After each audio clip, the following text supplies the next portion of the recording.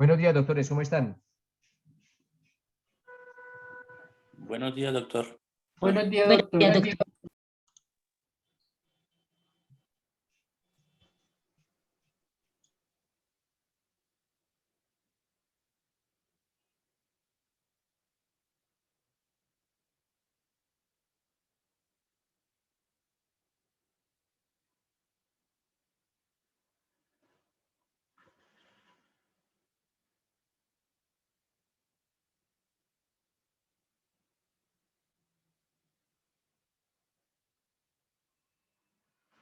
Bueno, doctores, ¿cuál fue el último tema que vimos el día miércoles? ¿En qué quedamos? ¿Me recuerdan, por favor?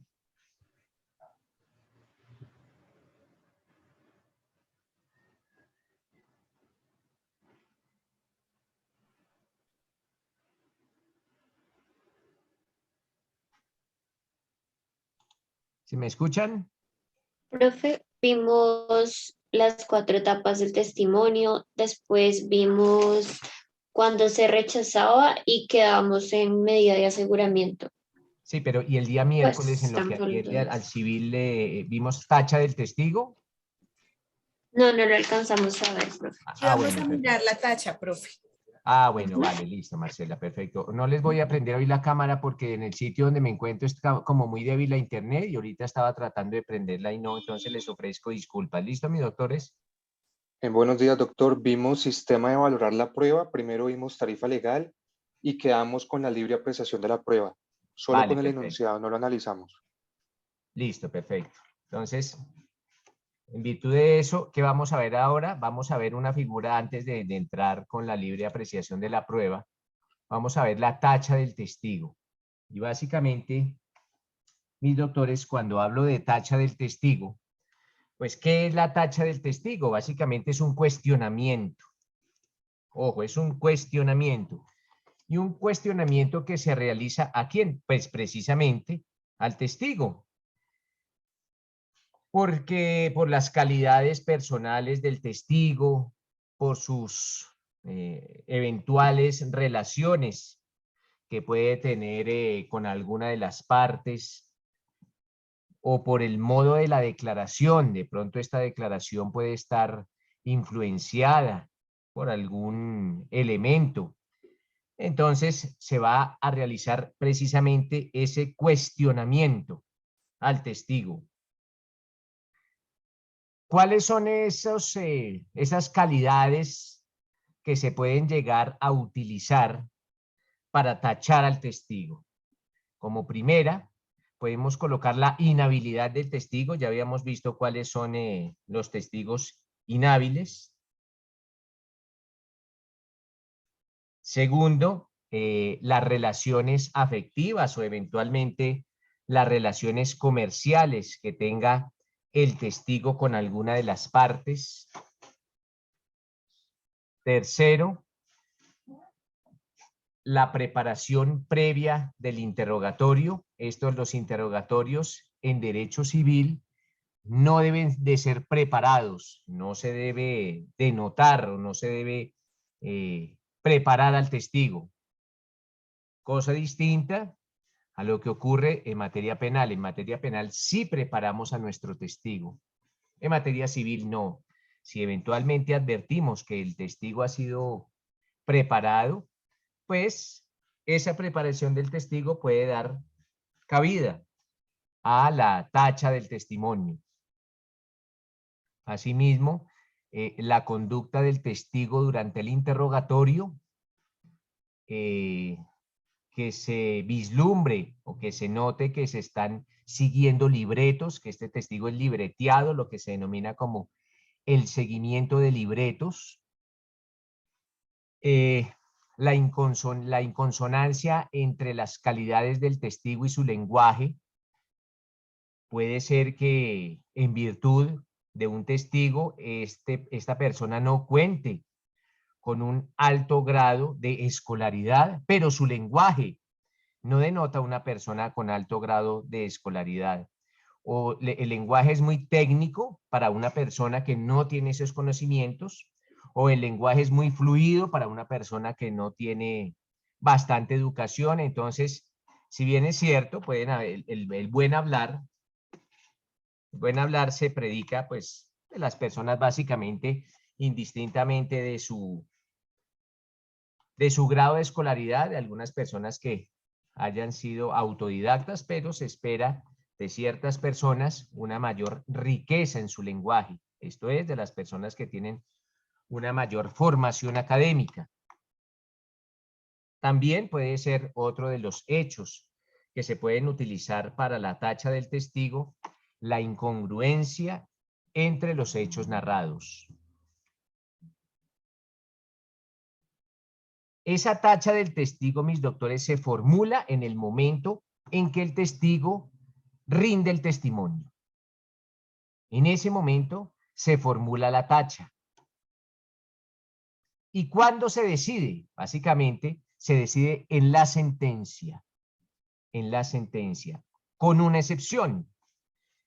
Todas las tachas se resuelven en la sentencia con excepción de la inhabilidad del testigo.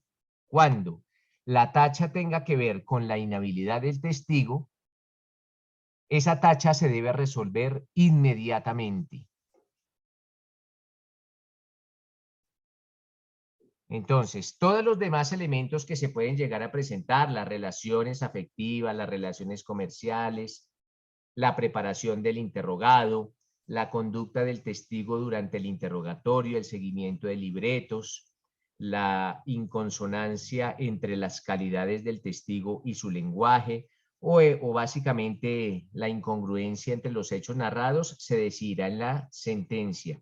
Sin embargo, si la tacha hace alusión a la inhabilidad del testigo, esa tacha de ese testimonio se debe resolver inmediatamente. ¿Alguna pregunta, doctores? No me quedó, qué pena, no me queda como claro ese temita. ¿Cuándo se ataca la tacha, Ronald? Pues básicamente en el momento en que el testigo está rindiendo testimonio. ¿En cuál audiencia? Pues cada proceso tendrá una etapa o una audiencia en la cual el testigo rinde su testimonio. Ustedes como contraparte, ante la presencia de cualquiera de estas situaciones, harán uso de la tacha del testimonio. Señor juez, yo voy a tachar este testimonio y argumentan del por qué. El juez lo decide cuando en la sentencia, al final, cuando el proceso ya está al despacho para el fallo que en derecho corresponda. Sin embargo, si están haciendo alusión o si están utilizando la tacha la inhabilidad del testigo para tacharlo, esa inhabilidad sí se tiene que resolver en ese mismo momento, en el mismo momento en el cual el testigo está o rindió ya su testimonio. ¿Listo, Ronald?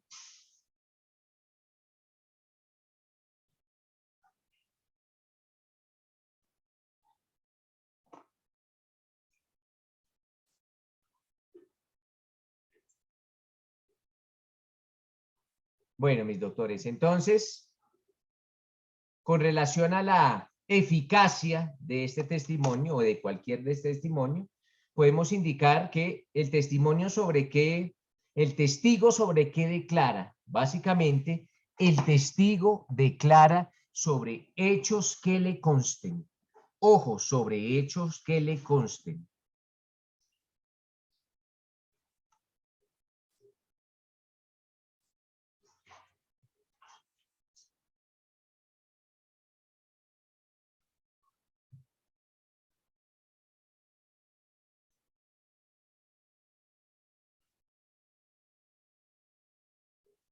Acordémonos también, mis doctores, con relación al testimonio, que veíamos anteriormente una figura o una clasificación de las pruebas que se denominaban las pruebas extraprocesales, y básicamente en esa ocasión decíamos que esas pruebas procesales consistían en aquellas que se practicaban por fuera del proceso. ¿Se practicaban dónde? Por fuera del proceso. Cuando, y también hacíamos alusión, doctores, a la prueba trasladada. Entonces, decíamos en esa ocasión que esa prueba trasladada consistía en traer, ojo, por copias, acordémonos que hablábamos de las copias, en traer unas pruebas de un proceso, traerlas de un proceso y e incorporarlas en otro proceso. ¿Por qué? Porque pues, básicamente no se podían practicar en ese segundo proceso. Y por aquel entonces colocábamos las pruebas de un examen de ADN que se practicaba a una persona que alegaba la paternidad sobre unos hijos. Si estamos hablando de un testimonio y ese testimonio fue practicado ante otro funcionario en otro proceso, esto es, si estamos hablando de una prueba trasladada o de una prueba extrajudicial, se deben observar algunas reglas. Ojo, ¿cuándo? Cuando estemos hablando de prueba trasladada o de prueba extraprocesal. La primera de las reglas que se debe observar es la siguiente. En tratándose, mis doctores, de prueba trasladada, acordémonos que la prueba trasladada es aquella prueba que se trae de un proceso y se va a arrimar en otro. Entonces, en lo que atañe o en lo que atiende a prueba trasladada, si en el primer proceso ese testimonio, ya estamos hablando de un testimonio como una prueba específica, un testimonio como prueba trasladada. Si ese testimonio en el primer proceso se practicó sin la audiencia o sin la asistencia de todas las partes, en una audiencia en la cual no asistieron todas las partes, el juez en el nuevo proceso tendrá que practicarla nuevamente. Entonces, es requisito que en el primer proceso ese testigo haya declarado con la asistencia de todas las partes.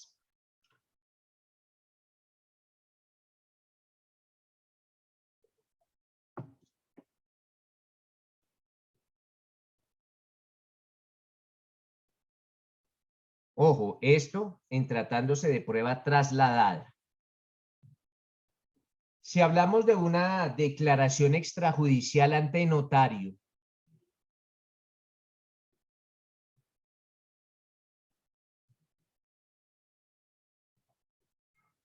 estamos hablando básicamente de una prueba que, acordémonos de lo que estudiamos sobre prueba sumaria, aquella, y decíamos por aquellos días que la prueba sumaria es aquella que no había sido controvertida. Entonces, si se pretende incorporar una declaración extrajuicio que se practicó, por ejemplo, ante un notario,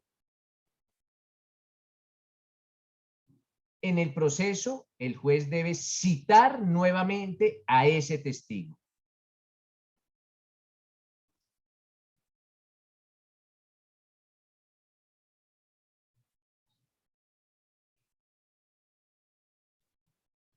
Entonces se debe citar nuevamente al testigo cuando se quiera incorporar una declaración extrajuicio.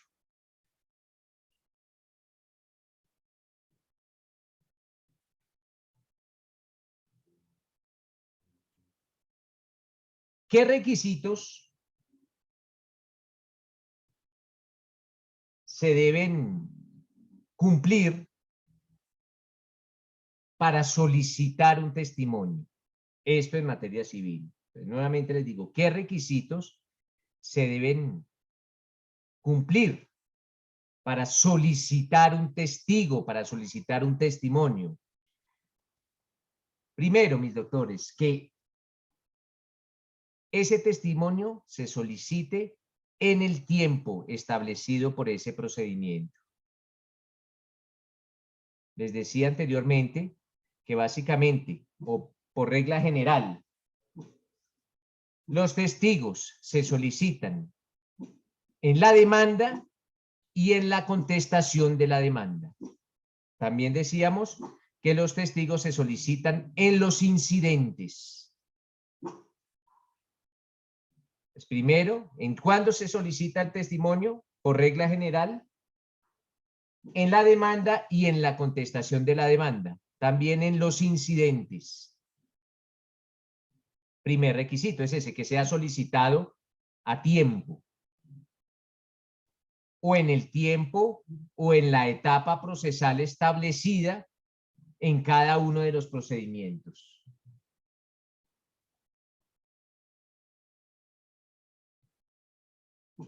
Segundo requisito, que se especifique el nombre del testigo, su domicilio y el lugar donde debe ser citado.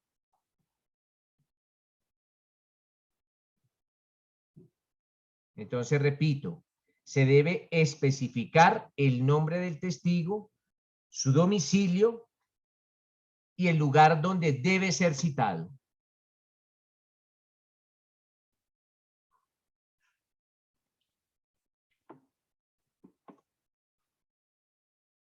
Tercero, que se acredite o se argumente sobre la pertinencia, conducencia y utilidad de ese testigo.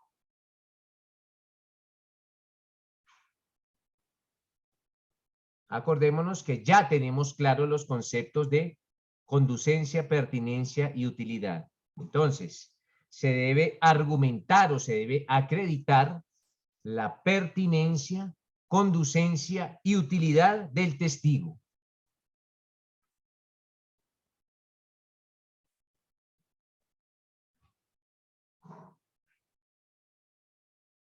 En aquellos procesos de orden civil en los cuales se permite al juez decretar pruebas de oficio, ya se los había dicho, sin embargo es bueno hacer énfasis en ello.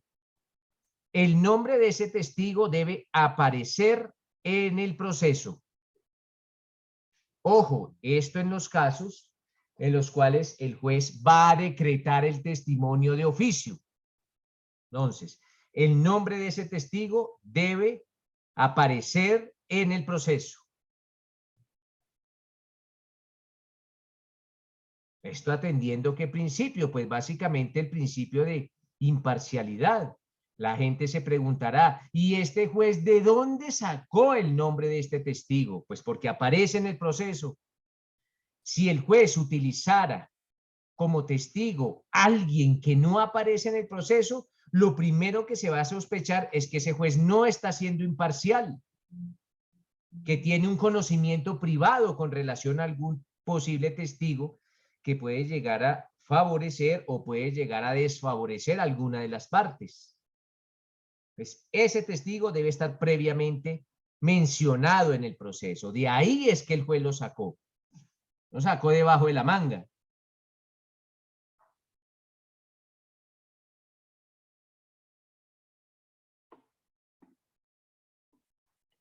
Una vez el testimonio se ha decretado y ustedes se encuentran allá en la audiencia en donde se va a practicar ese testimonio, ojo, en materia civil.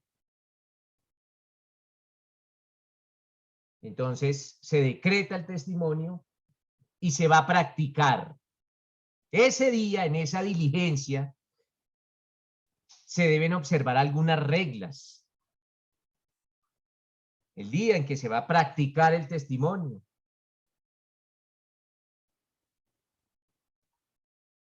¿Qué reglas se deben seguir? Primera, se deben efectuar lo que se denominan las preguntas de acreditación. Ya vamos a definir en qué consisten las preguntas de acreditación.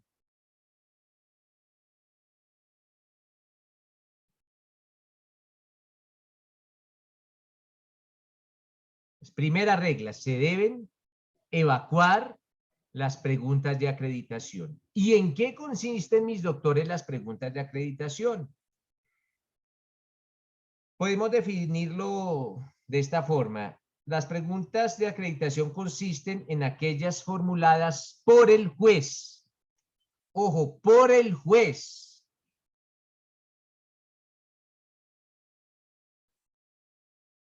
Y en estas preguntas el juez interroga al testigo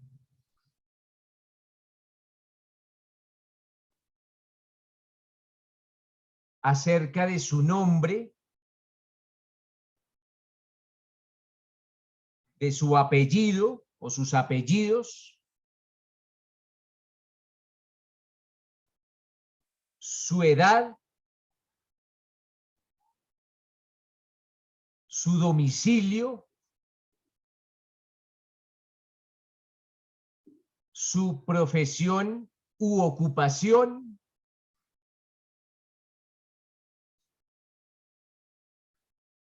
los estudios que haya cursado, qué grado de escolaridad tiene,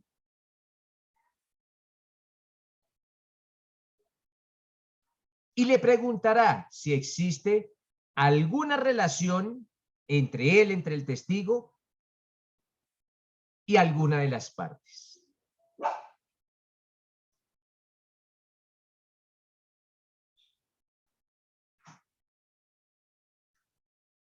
Esas preguntas de acreditación también se conocen como los generales de ley. Ojo, generales de ley. Entonces, cuando estemos hablando de preguntas de acreditación o de generales de ley, estamos hablando exactamente de lo mismo.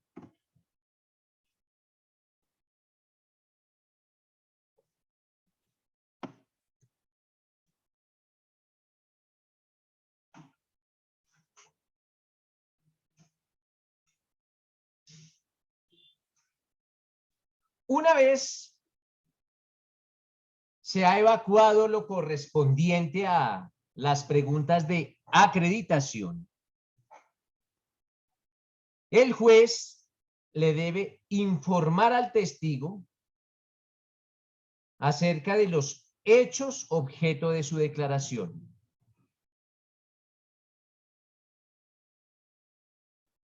Y le ordena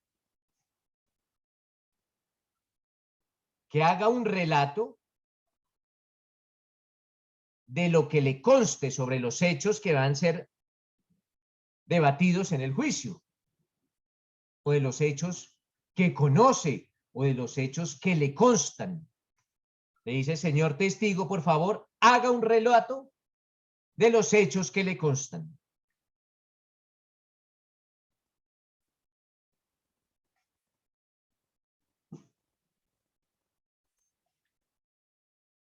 Si eventualmente el juez no cumple este requisito, para el juez es una causal de mala conducta.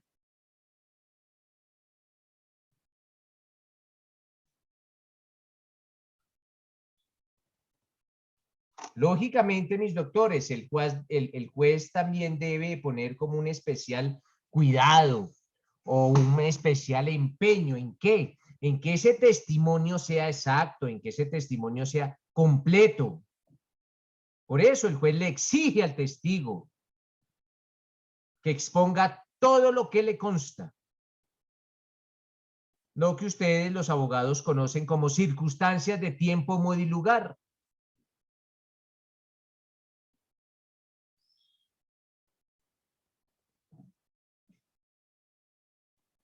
Entonces, esas circunstancias de tiempo, modo y lugar deben de ser especialmente descritas por el testigo. Mauricio. Doctor, buenos días. Buenos días. Si eso es causal de mala conducta para el juez, ¿qué podría proceder frente a este?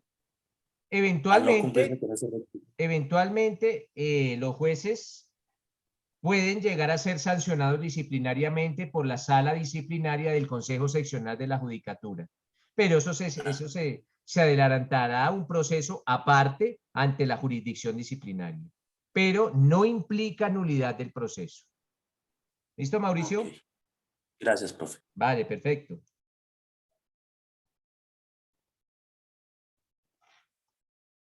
Entonces les decía a mis doctores que el juez debe poner como especial cuidado o especial énfasis en que el testigo sea muy detallado en las circunstancias de tiempo, modo y lugar sobre esos hechos que le constan. Una vez el testigo ha realizado esa descripción de los hechos que le constan o ha indicado las circunstancias de tiempo, modo y lugar, las partes pueden interrogar al testigo. Entonces, ojo, ya no va a ser el juez, ya van a ser las partes.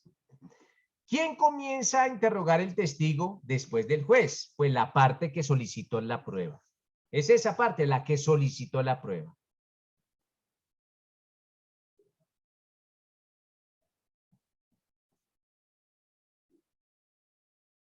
El juez puede llegar a interrogar nuevamente si lo considera necesario.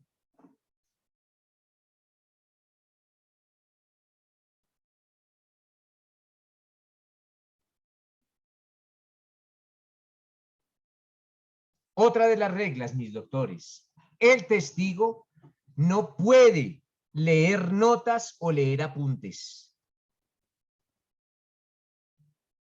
Ojo, el testigo no puede leer notas ni apuntes.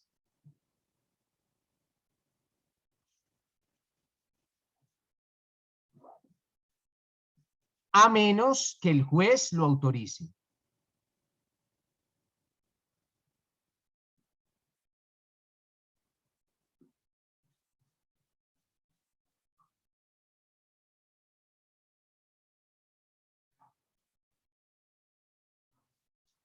En ocasiones, el testigo no recuerda con exactitud alguna cifra o alguna fecha, o dado el transcurso del tiempo, pues el juez, el testigo, pues podrá también haber olvidado algunos aspectos que quedaron consignados en algún documento.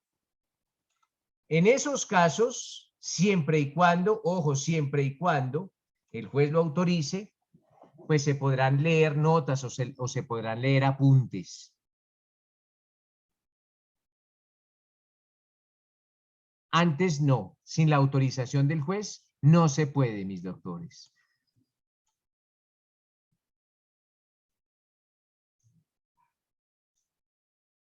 Con relación a la lectura de citas o a la lectura de notas o a la lectura de apuntes.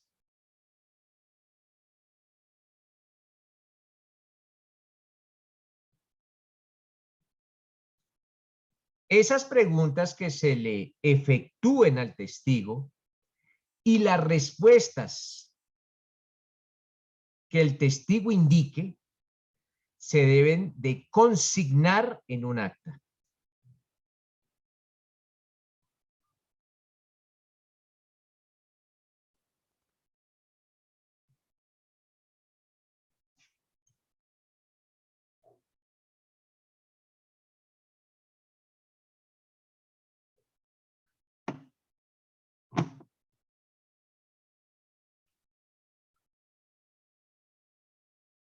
Si eventualmente un testigo, sin ninguna justificación o sin ninguna causa legal,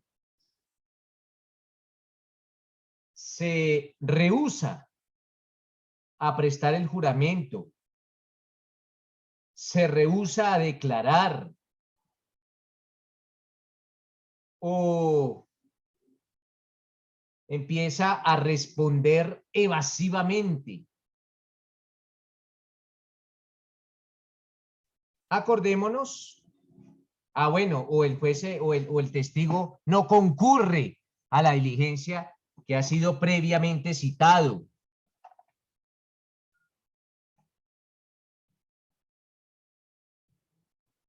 Pues básicamente el juez podrá imponerle las sanciones correctivas. Acordémonos que ya leímos cuáles eran las acciones correctivas que podía imponer el juez en caso tal de una rebeldía o de una contumacia del testigo.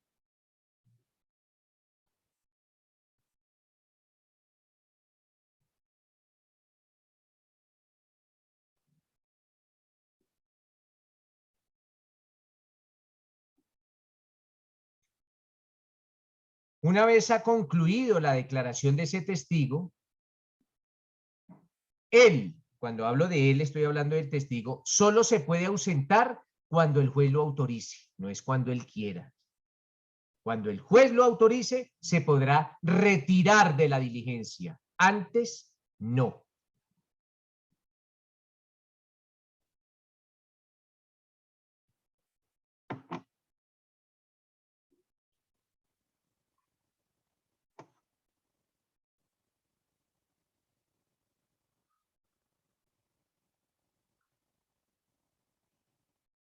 Entonces le repito, el juez en cualquier momento puede llegar a ampliar ese testimonio, por eso no lo deja ir hasta que el juez no lo considere necesario. ¿Por qué? Porque el juez puede ampliar esos testimonios o le puede exigir al testigo algunas aclaraciones o algunas explicaciones.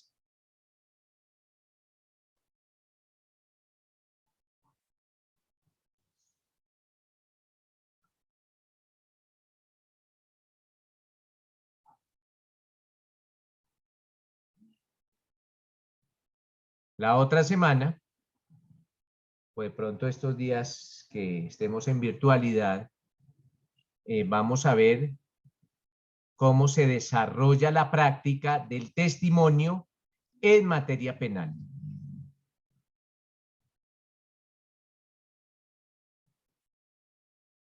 Sobre testimonios para su arsenal o para su inventario de jurisprudencia en materia civil.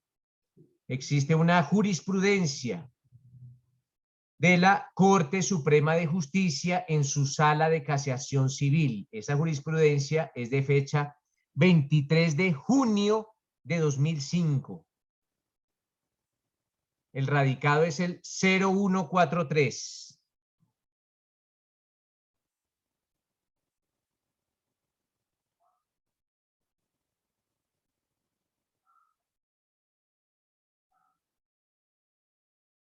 Y el magistrado ponente es el doctor Edgardo Villamil Portilla.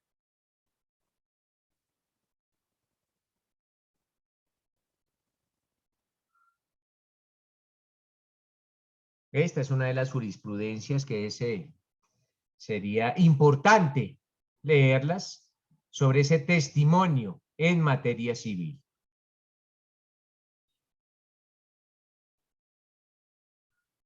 Asimismo, sobre la valoración del testimonio, ojo, siempre en materia civil, existe otra sentencia del 5 de mayo del 99, si bien es cierto, es una sentencia antigua, tiene plena aplicación en la actualidad.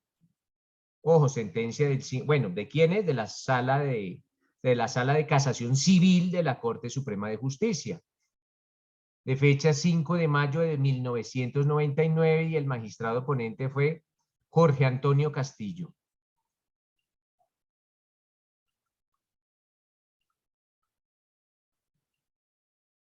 Estas 12 sentencias es importante tenerlas en cuenta.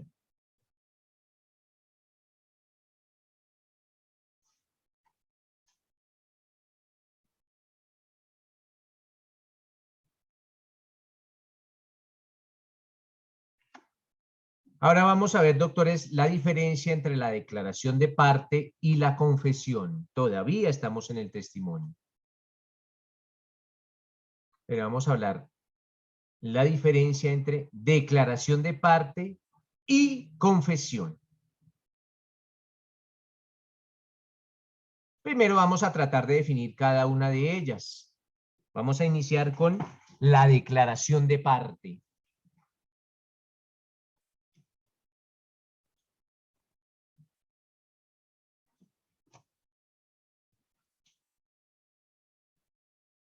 Cuando hablamos de declaración de parte, mis doctores, estoy haciendo referencia ¿a qué? A aquella descripción o aquel relato que sobre un hecho o unos hechos realiza un sujeto procesal. ¿Y cómo se llama ese sujeto procesal? Se llama parte.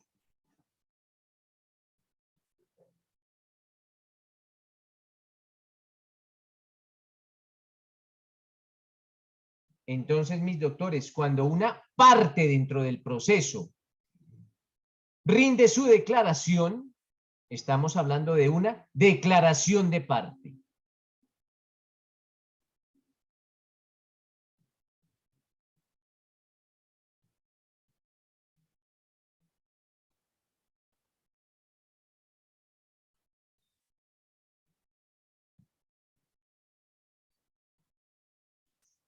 La declaración de parte, ya se los había dicho, pero se lo repito para colocar énfasis en ese asunto, busca la confesión.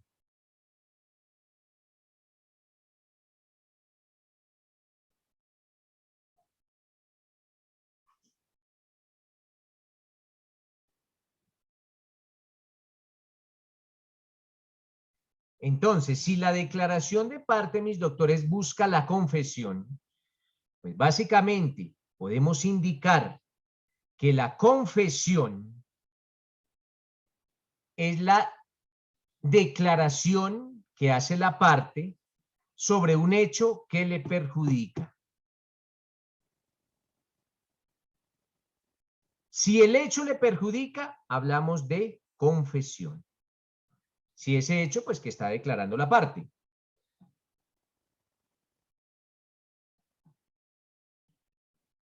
Si la declaración que hace la parte no le perjudica, pues simplemente hablamos de una declaración de parte.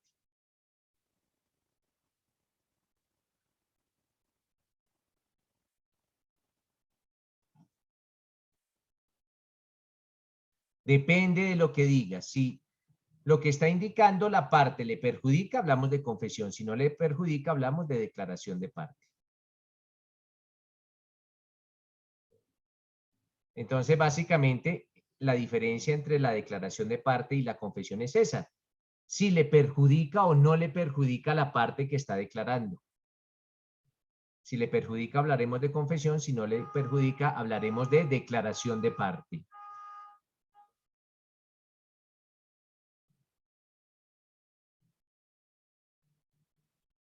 Sobre la confesión podemos decir, doctores, que existen dos clases de confesión. Una se denomina la espontánea y la otra se denomina la provocada. Existen esas dos clases de declaración, la espontánea y la provocada.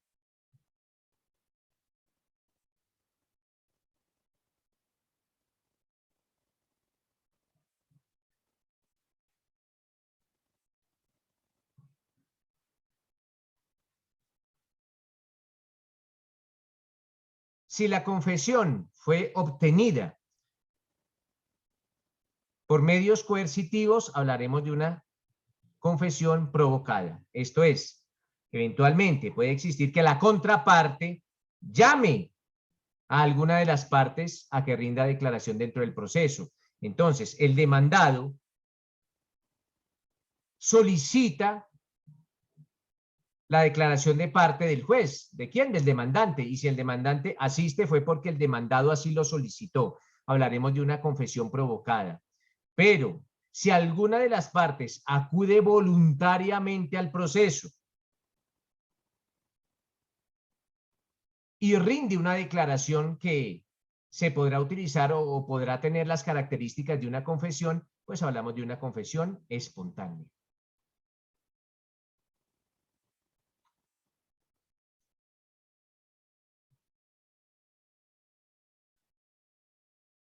Esa es la primera clasificación de la confesión, la clasificación espontánea y la clasificación y la confesión provocada. Espontánea y provocada como primera clasificación de la confesión.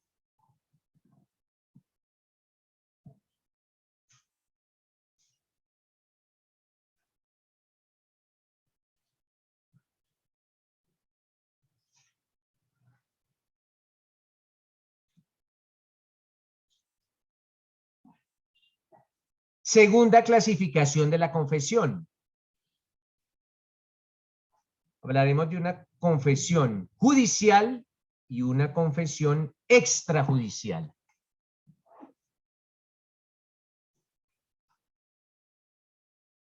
Y tiene la misma definición que habíamos indicado anteriormente. Cuando hablemos de una confesión judicial, es la que se realiza ante un funcionario en ejercicio de sus funciones y al interior de un proceso. Ojo, al interior de un proceso.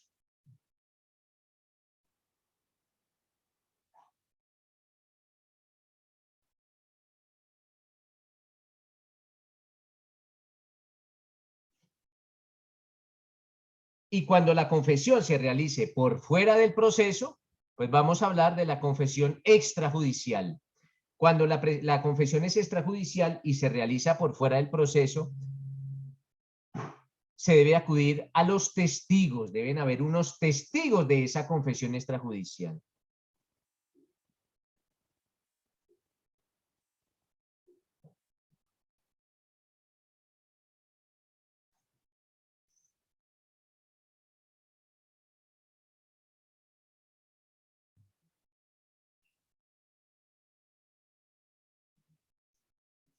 Sobre la confesión extrajudicial, mis doctores pueden leer una sentencia de la Sala de Casación Civil de la Corte Suprema de Justicia de fecha 21 de octubre de 1997. Magistrado ponente, Carlos Esteban Jaramillo.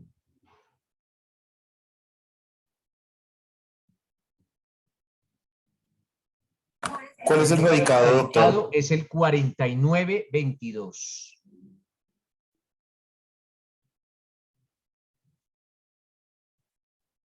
Ulises, ¿alguna pregunta? Doctor, muy buenos días. Esa era, el radicado era el 4922. Sí, señor, 4922. Gracias.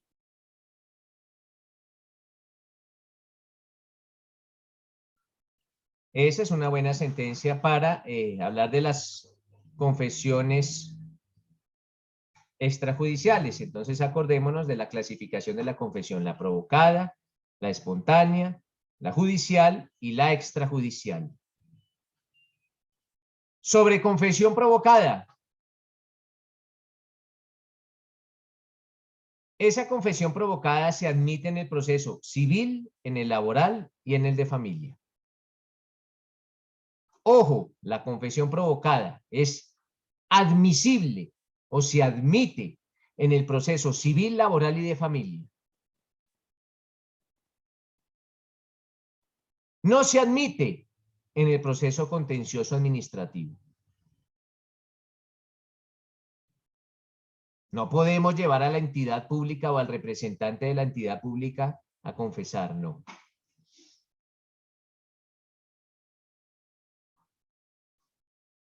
Es admisible en el proceso penal, lo que se denomina el allanamiento a cargos.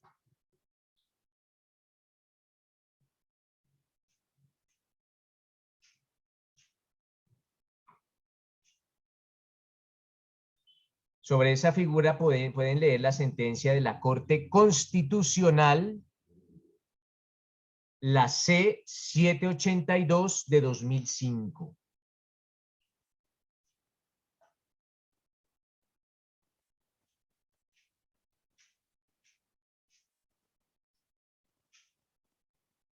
Sobre la confesión espontánea, doctores, pueden leer la sentencia de la Corte Constitucional C-102 de 2005.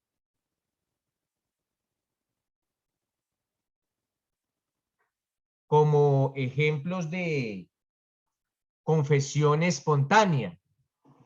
Ojo, de confesión espontánea podemos citar la que se realiza en la demanda, la que se realiza en la contestación de la demanda.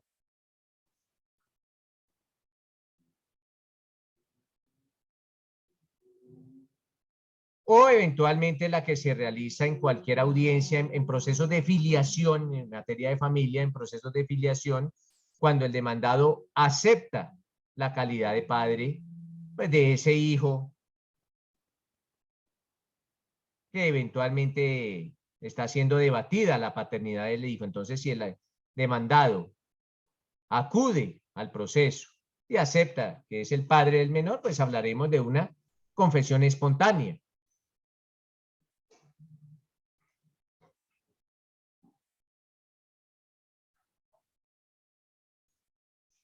Existe una última clasificación de la confesión que se denomina la confesión tácita, o algunos doctrinantes a esa confesión tácita también le denominan la confesión ficta. Entonces, cuando hablemos de confesión ficta o de confesión tácita, estamos hablando exactamente de lo mismo. Ficta o tácita.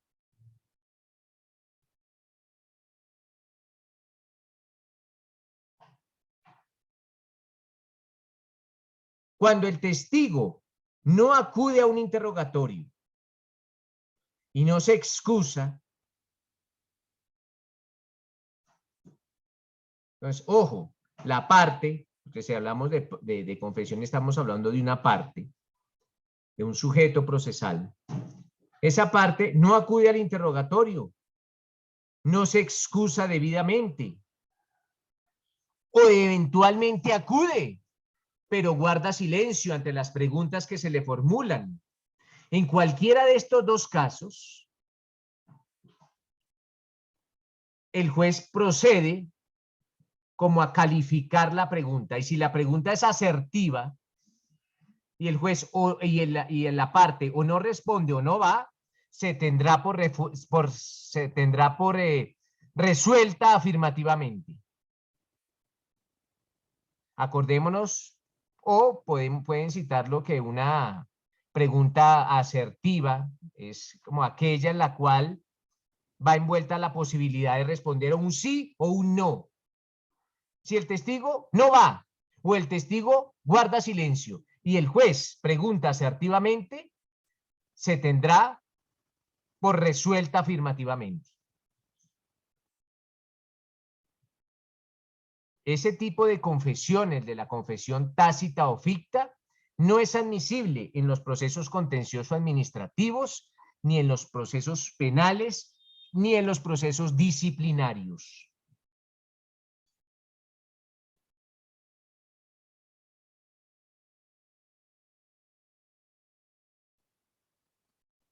Entonces, nuevamente le reitero la prohibición sobre la confesión tácita o la confesión ficta. No es admisible en los procesos ni contencioso administrativos, ni penales, ni administrativos. Digo, ni disciplinarios, ni administrativos, ni penales, ni disciplinarios.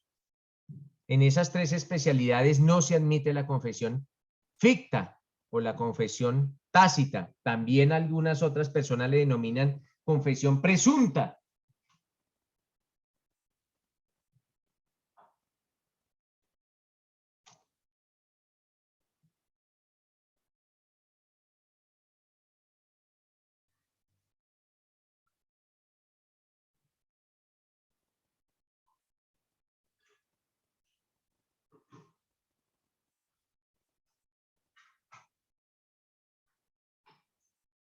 Para que se presente la confesión, mis doctores, esa declaración de la parte debe cumplir algunos requisitos.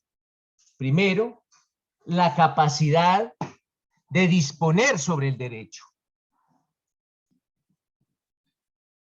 Por eso no pueden confesar los menores de edad.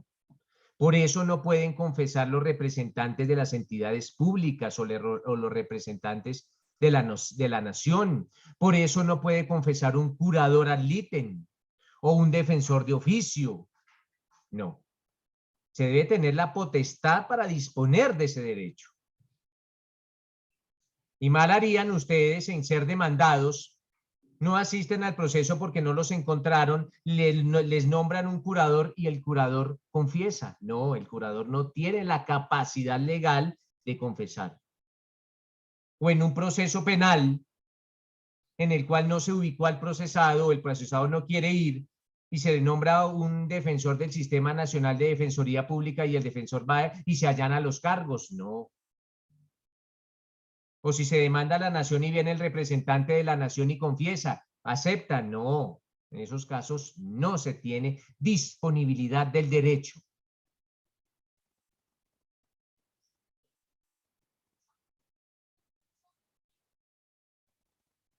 Otro de los requisitos de la confesión es que los hechos le sean perjudiciales a la parte, ya lo habíamos dicho.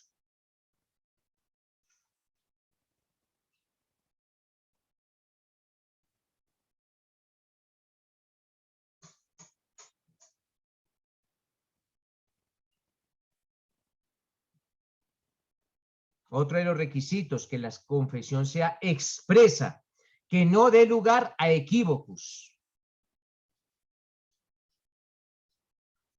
Que la parte que confiesa lo haga de manera consciente, libre y espontánea.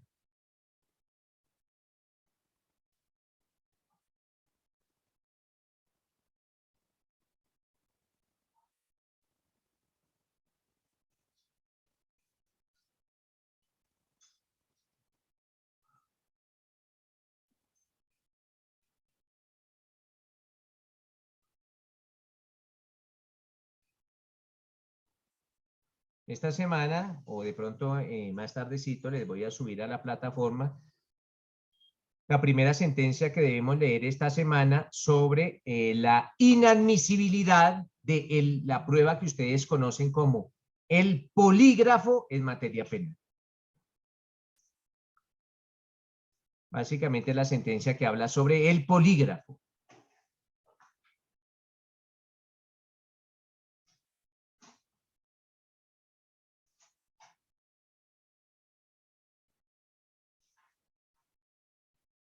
Doctores, ¿ustedes qué entienden por la palabra litisconsorte? Cuando alguien les pregunta sobre el litisconsorte, ¿de qué estamos hablando? ¿Alguno de ustedes lo recuerda? ¿En qué consiste el litisconsorte? ¿Nadie? Cuando una ¿Quién está demanda se hablando? hace... ¿Quién perdón, está Juliana. hablando? Juliana ¿Quién? Uribe. Juliana, te escucho. Cuando una demanda se realiza contra varias personas o cuando varias personas realizan una demanda contra una entidad. O sea, creo que Básicamente, en eso consiste, básicamente como gracias en equipo. Juliana. Sí, básicamente lo que nos dice Juliana es cierto. Cuando son varias las personas que obran como parte, cuando hablamos de partes plurales. En ese caso hablamos del litisconsorte. Cuando son varios los demandantes, son varios los demandados. Son varias, es plural la parte.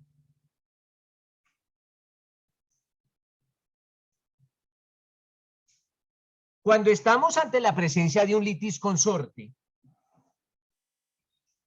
y se quiere obtener la confesión, el juez determina si ese litisconsorte es necesario o es facultativo. Si el litisconsorte es facultativo, lo que confiese la parte solo le perjudica a él, no a las demás, no a las demás personas que están en ese lugar de parte. Por ejemplo, si hablamos de varios demandados, hablamos de un litisconsorte. Si ese litisconsorte es facultativo, cualquiera de esos varios demandados podrá confesar y eso no afecta a los demás demandados. Cualquiera de los demandados podrá confesar, pero esa confesión solo le perjudica a él, no a los demás demandados. Pero ojo, en el caso del litisconsorcio facultativo.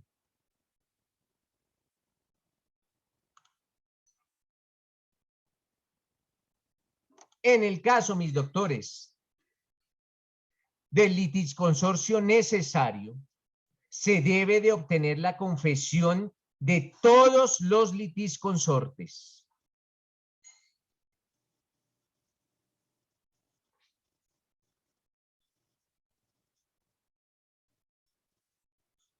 Entonces, en ese caso en el cual nos encontramos ante un litisconsorcio, se debe evaluar si el litisconsorcio es facultativo o si el litisconsorcio es necesario. Si es facultativo, pues cualquiera de los demandantes o de los demandados podrá confesar y las consecuencias de esa confesión solo lo perjudicarán a él, no a los demás. Pero si el litisconsorcio es necesario, sí se debe obtener la confesión de todos los litisconsortes. Pregunta sobre la confesión del litisconsorte, doctores.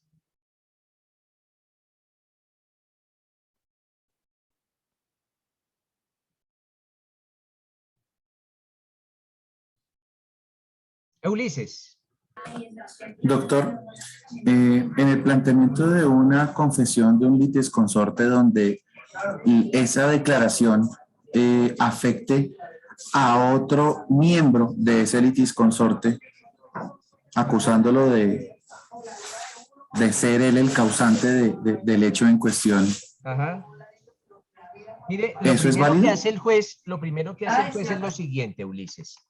Acordémonos, bueno, ustedes yo no sé si lo estudiaron en su derecho civil, que existen dos clases de litisconsorcio, el litisconsorcio facultativo y el litisconsorcio necesario. En el litisconsorcio necesario se deben de demandar a todas las personas que están involucradas en ese problema, en ese problema jurídico. Es necesario vincularlos a todos, como por ejemplo en las sucesiones. En las sucesiones no se puede vincular a unos hijos y a otros no. No, toca vincularlos a todos, ya sea de una vinculación personal o en una vinculación por apoderado o por curador, pero a todos nos necesitan vincular. En ese caso, cuando estamos ante la figura de litisconsorcio necesario, si se busca la confesión, tienen que confesar todos. En el caso que usted me dice, Ulises, que la confesión de uno de los litisconsortes afecten a otro litisconsorte, pues estamos ante la figura del litisconsorcio necesario, Ulises. Entonces, en ese caso, para que se dé la confesión, se tiene que lograr la confesión de todos. Si alguno de los litisconsortes, en un litisconsorcio necesario, si alguno de los litisconsortes acepta alguno, pero no todos, no se tendrá en cuenta la confesión. ¿Listo, Ulises? Gracias, doctor, despejó mi duda. Vale, perfecto. Tomemos algo y en 10 minutos nos encontramos nuevamente, doctores.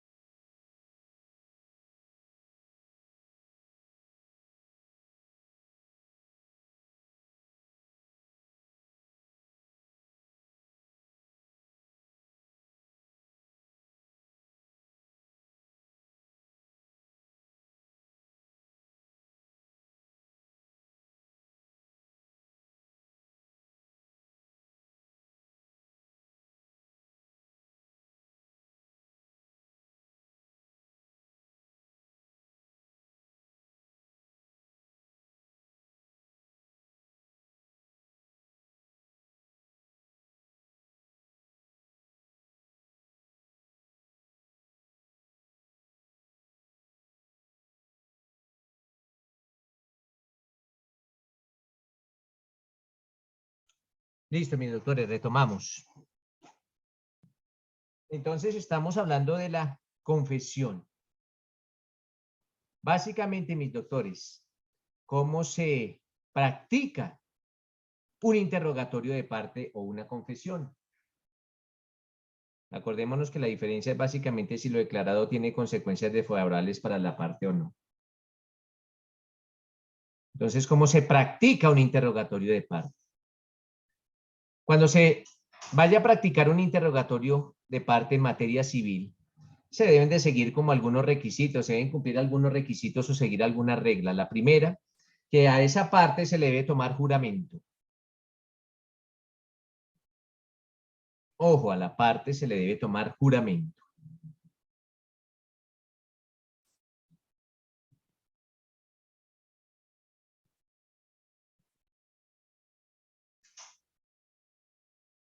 Si la declaración de parte fue decretada de oficio, solamente interrogará el juez.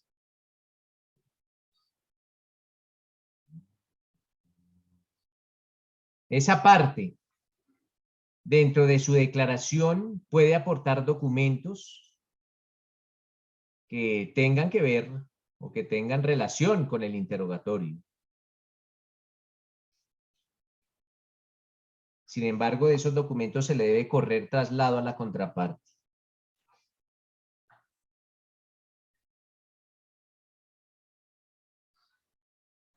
Una vez se ha declarado, se ha iniciado con esa práctica de esa declaración de parte o ese interrogatorio de parte, la diligencia no se puede suspender para responder una pregunta.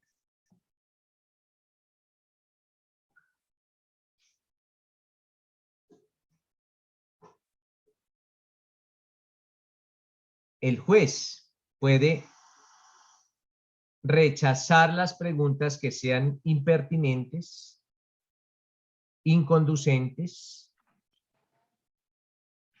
capciosas o sugestivas. Lo mismo las partes pueden objetar las preguntas por esos mismos motivos.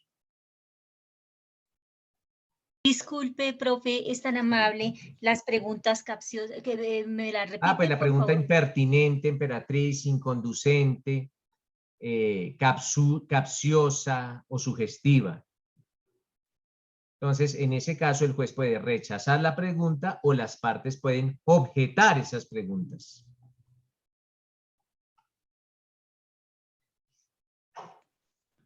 Perdón, Juliana. profe, no entendí la anterior de que no se puede suspender para hacer una pregunta. Esa No, la para entendí. responderla. Para Entonces, responderla. Claro, entonces, ¿qué pasa? Iniciada el interrogatorio de parte y se le formula a la parte que está siendo objeto del interrogatorio alguna pregunta y dice que no se acuerda, entonces la diligencia se suspende para que la parte responda en una futura diligencia. No, para responder preguntas, la diligencia no se puede suspender. ¿Listo, Juliana? Ok, gracias. Vale.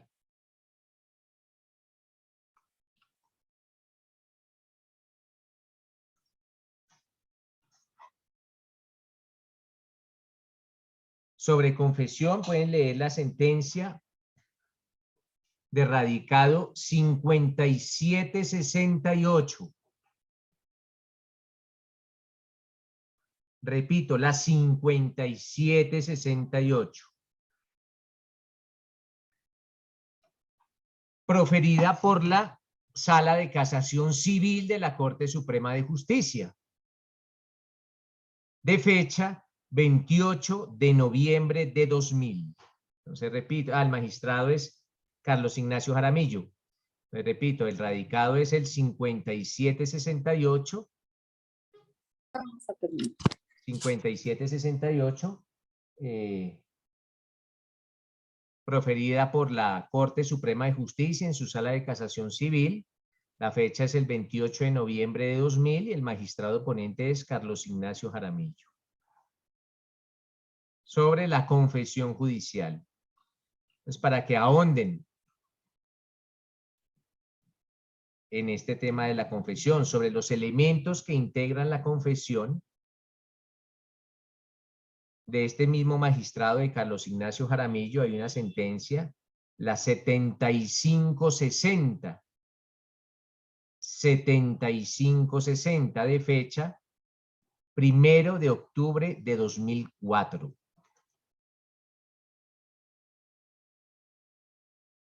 Si bien es cierto, en esa sentencia se hace alusión a los elementos de la confesión cuando estaba en vigencia el Código de Procedimiento Civil, en eso no cambió con la expedición del Código General del Proceso. En los elementos de la confesión no cambiaron.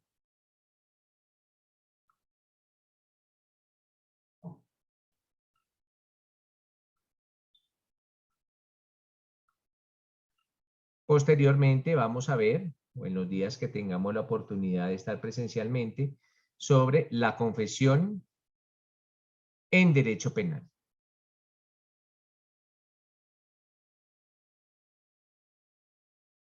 Sin embargo, es bueno tener claro que en el derecho civil, ojo, en el derecho civil, el tratamiento, miren, toda persona tiene derecho a guardar silencio, pero el silencio tiene un trato distinto en materia civil que en materia penal. Entonces, si la parte guarda silencio, ese silencio tendrá unas consecuencias en derecho civil y otras consecuencias en derecho penal. Ya vimos cuáles son las consecuencias en materia civil. Si la parte guarda silencio ante una pregunta afirmativa, se tendrá como resuelta afirmativamente. Entonces diga cierto o falso que usted estuvo el 1 de enero en el Hotel La Ribera. Y si la parte no dice nada, se tendrá como cierto. Ese es más o menos el trato que tiene el silencio en materia civil. Posteriormente vamos a ver el trato que tiene el silencio en materia penal.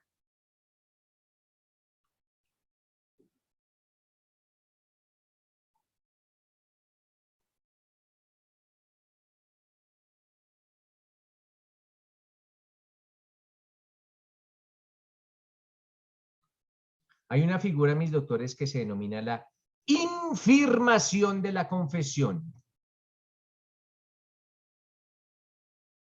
Ojo, infirmación. ¿Infirmación de qué? De la confesión. Cuando ustedes escuchen o lean sobre la infirmación de la confesión,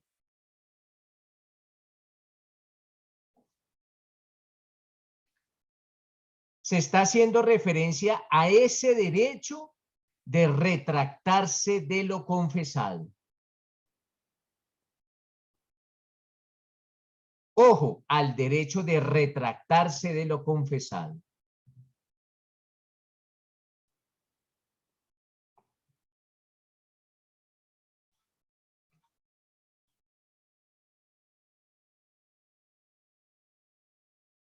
En el proceso civil,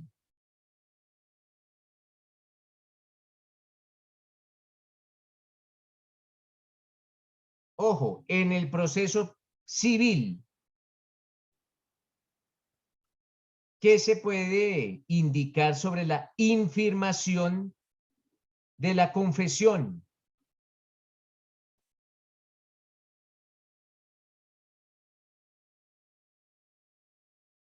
No es admisible.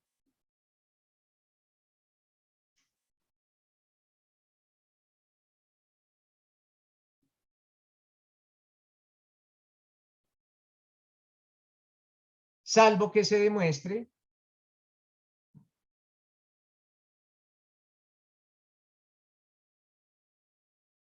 que el testigo estaba bajo los efectos de alguna sustancia alucinógena, de alguna bebida embriagante, o que había perdido su capacidad de confesar.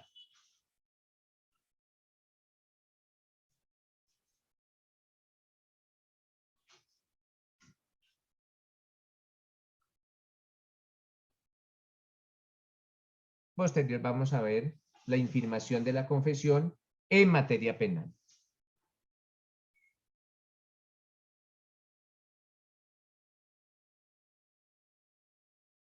Ulises. Doctor, una pregunta en referencia a esta intimación. Cuando uno se retracta de lo confesado, no se puede indicar una causa de infirmación el haber sido o ejercido coacción. Básicamente la confesión hace que se pierda la capacidad de confesar. Acordémonos de esa última, yo les decía que procedía salvo que se haya perdido la capacidad de confesar. La capacidad de confesar se puede perder por una amenaza, por una enfermedad, por lo que usted dice, un constreñimiento, pero entonces se puede presentar de 1000 formas. Lo cierto es que presentándose esa circunstancia, la parte que va a confesar pierde su capacidad. Si está siendo amenazada, pues perderá la capacidad. ¿Por qué? Porque ese consentimiento básicamente no es libre. ¿Listo, Ulises? Entonces se pueden presentar miles de formas, pero lo cierto es que esa forma tenga la entidad suficiente para afectar la capacidad de disponer de ese derecho a confesar. Gracias, doctor. Y la otra pregunta en este mismo estado es, ¿hasta cuándo procede una infirmación? ¿Hasta cuándo se puede realizar? Hasta antes de dictar sentencia. Ojo, hasta antes de dictar sentencia. Posteriormente ya no.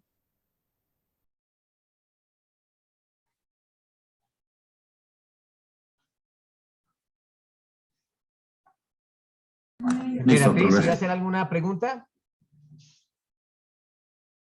No, profe, solamente preguntar, ahí no hay lugar a confundir una fecha, por ejemplo, y retractarse, nada de eso. Tiene No, como un porque, eje superior. ojo, porque es que no estamos hablando de un testimonio, estamos hablando de una confesión. Y una confesión son la aceptación de hechos por parte de uno de los sujetos procesales que tiene consecuencias adversas en su contra. Entonces, una fecha simplemente no podría llegar a ser, o un olvido en una fecha, no puede ser tenido como infirmación de la confesión, porque la confesión es la aceptación de todos unos hechos con unas consecuencias desfavorables en contra de la parte. Bueno, gracias, profe. Ojo, porque aquí estamos hablando es de confesión, y son esos hechos que acepta ¿quién? La parte, y que le traen consecuencias adversas. Con ese tema de la infirmación de la confesión, queda evacuado el tema del testimonio en materia civil.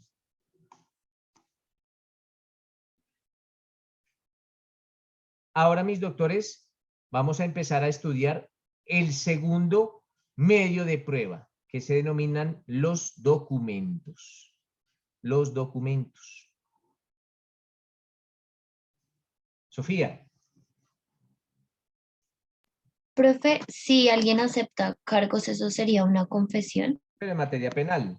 Después yo les decía que el jueves y el viernes, ya sea de esta o de la otra semana, vamos a ver cómo se aplica o cómo procede la confesión, que es denominada aceptación de cargos en materia penal.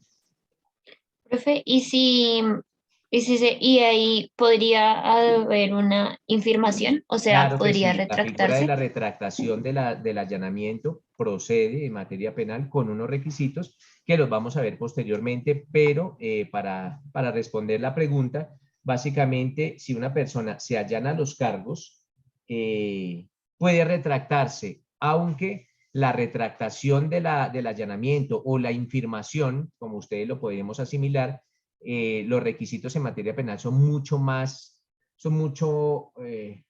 fuertes, los requisitos son muchos más de los que se presentan en materia civil. Ok, gracias. Pero eso lo vamos a ver en estos días que tengamos la oportunidad de encontrarnos allá en la presencialidad, ¿listo?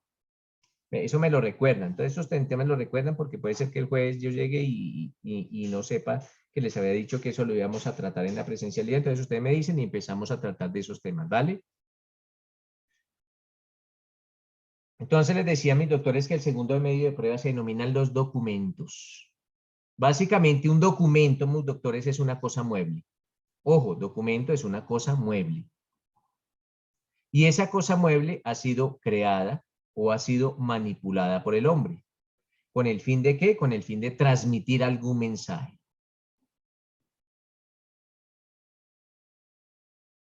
Entonces se consagran como documentos los escritos, los impresos, los planos, los dibujos, los cuadros, las fotografías, las cintas cinematográficas,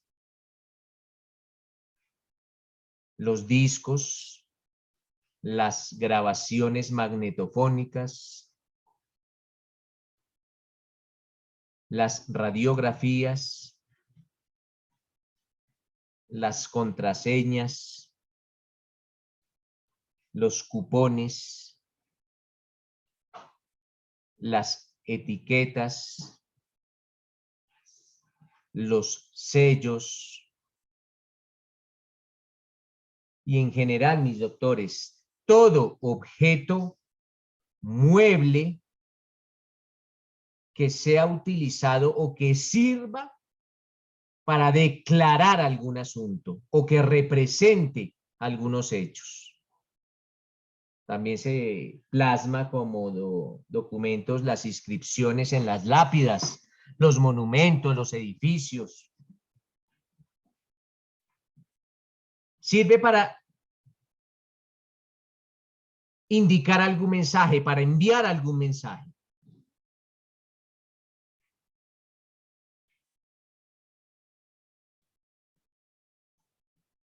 Una hoja de papel en blanco, pues no será un documento, porque básicamente no está enviando ningún mensaje.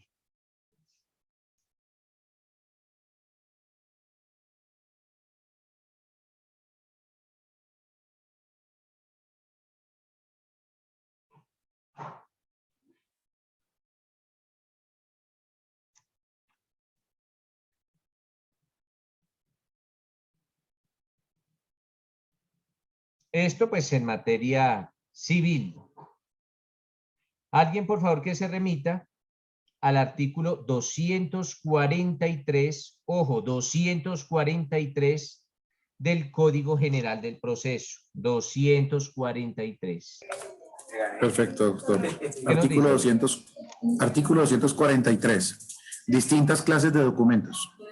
Son documentos los escritos, impresos, planos, dibujos, cuadros, mensajes de datos, fotografías, cintas cinematográficas, discos, grabaciones magnetofónicas, videograbaciones, radiografías, talones, contraseñas, cupones, etiquetas, sellos y en general todo objeto mueble que tenga carácter representativo o declarativo, y las inscripciones en lápidas, monumentos, edificios o similares.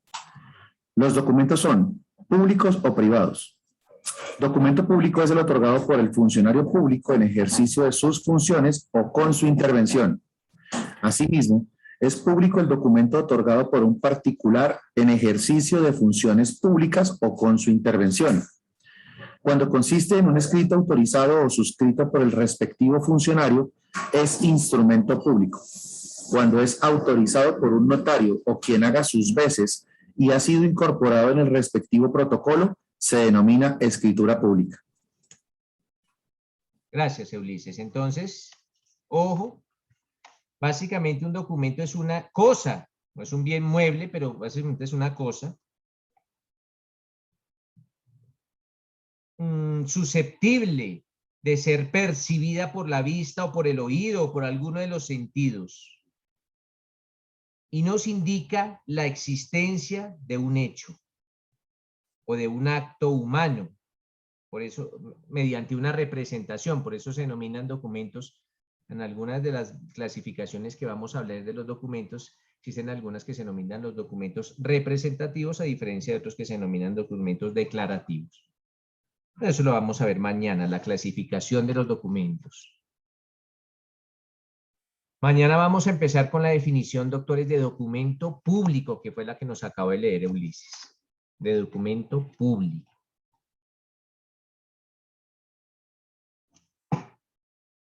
Con eso empezamos el día de mañana, documento público. Listo, mis doctores, dejamos ahí. Muchas gracias por su asistencia y nos vemos el día de mañana. Muchas gracias, doctor. Gracias. Gracias, doctor. Gracias, profesor. Gracias, profe.